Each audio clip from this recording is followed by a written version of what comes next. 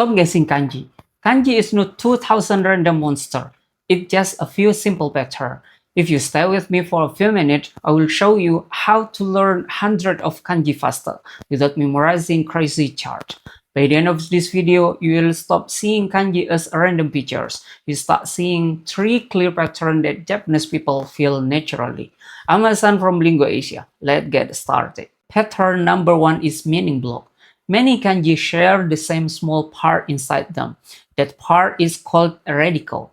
This radical gives you a hint about the meaning. For example, there is a radical that looks like 3 small drops on the left side.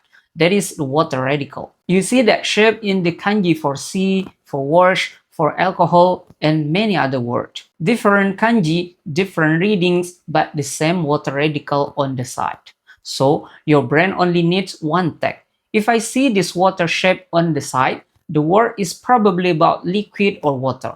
You don't need to remember even stroke. You remember the block and the rough meaning. So the next time you see kanji with that water radical on the left, don't panic. Just ask yourself, what liquid thing is this about? Water, ocean, drink, washing, something like that.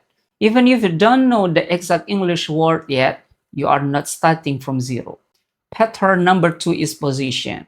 Where the block appears in the kanji often tells you its job.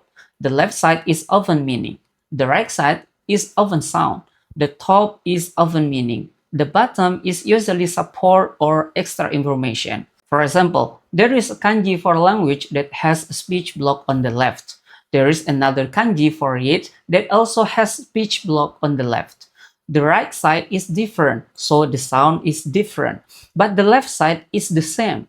That tells you both kanji are in the same family of words, language, speaking, and reading. So if you see that speech block on the left of a kanji, you already know this has something to do with word or language. Even you don't know the exact reading, you are not blind. You know the family. Pattern number 3 is the on and the KUN families. Most kanji have an on reading, the Chinese style sound, and a kun reading, the Japanese style sound. The textbooks say, here's a long list, please memorize. But the pattern method says, learn the common on family. For example, take the kanji for study or learning. Its on reading is gaku. In school, gakko. In university, daigaku. In student, gakusei. You keep hearing gaku or ga again and again in school-related words. So when you see that study kanji in school context, your brain can guess in smart way. This probably read like ga or gaku and has meaning around study or school. Again, not random guessing, but pattern guessing. Now how does this connect to VENOM, my verbal nominal formula? Kanji mostly live on the nominal side. It gives shape to noun, ideas, and labels. Your job is not to memorize every kanji perfectly. Your job is on the nominal side. Recognize the family, water, speech, school, and person. And on the verbal side, plug the right reading in the sentence pattern. For example, listen to this sentence.